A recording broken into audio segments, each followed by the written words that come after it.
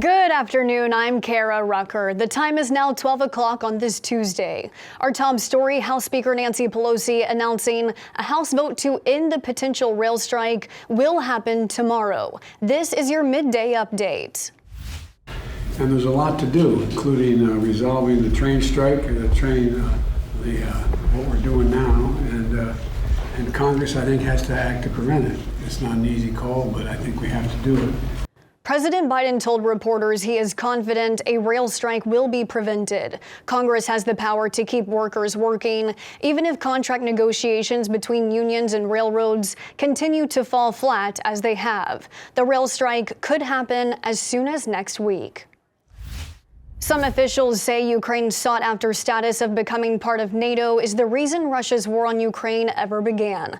Today, NATO reassuring Ukraine and the world of its commitment to one day welcome Ukraine as a member of the world's largest security alliance.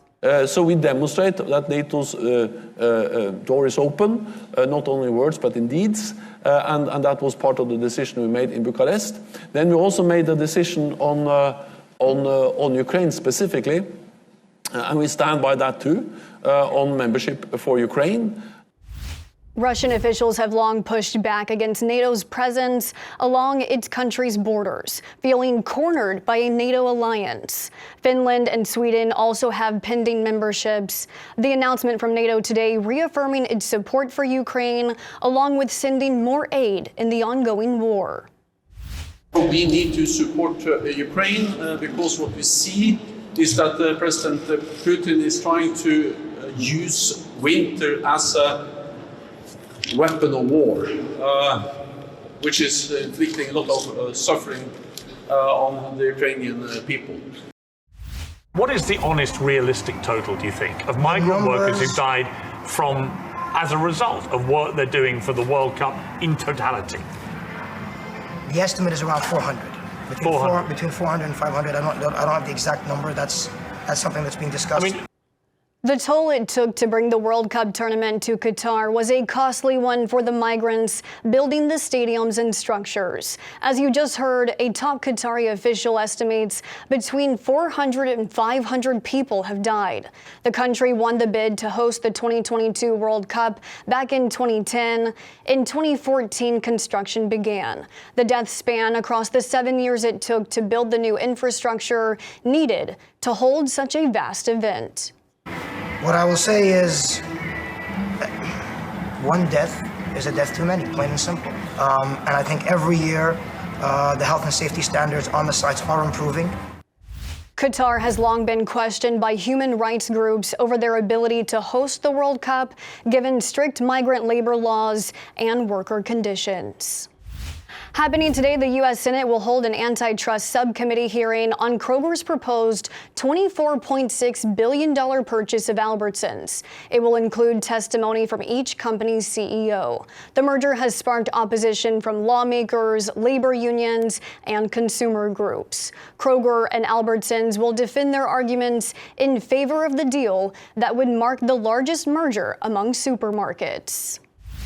Frontier Airlines has discontinued its customer service helpline as it goes all digital.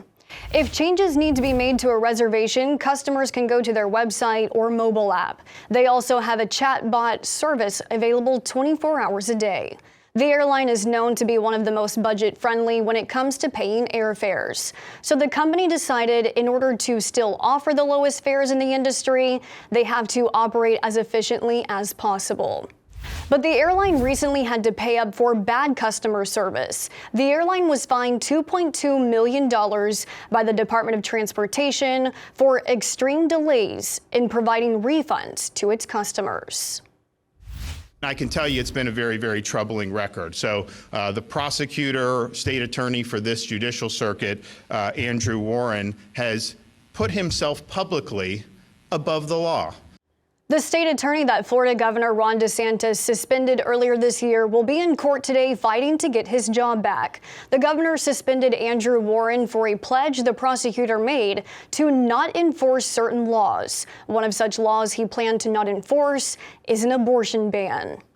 The Florida Constitution grants a governor the right to remove people from office. Whether that rightfully can be applied to Warren's removal is the question brought to the court. Australia is doubling down against a new report that suggests the Great Barrier Reef should be listed as an endangered site. The report says without great intervention against climate change, the world's largest coral reef is in danger.